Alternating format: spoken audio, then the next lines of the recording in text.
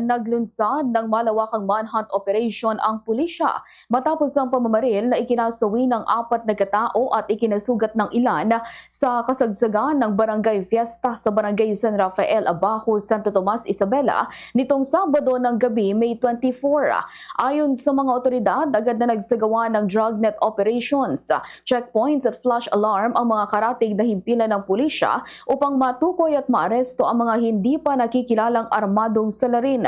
Sa paunang investigasyon, dakong alas 7:50 ng gabi ng pagbabarilin ng mga suspect ang mga biktimang dumadalo sa selebrasyon ng pista habang nakaupo sa harap ng bahay ng isang pulis. 2 biktima ang dead on the spot habang isinugod naman sa ospital. Ang iba pang sugatan kabilang ang isang pulis na kalaunan ay binawian din ng buhay.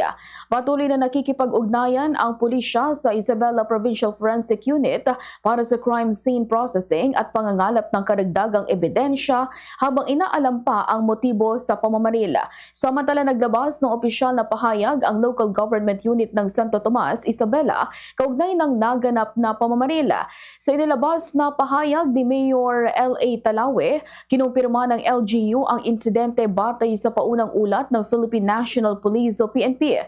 Inatasan ng alkalde ang Local Peace and Order Council, Municipal Social Welfare and Development Office at PNP na magsagawa ng masusing investigasyon upang matukoy ang motibo at pagkakakilanlan ng mga salarin.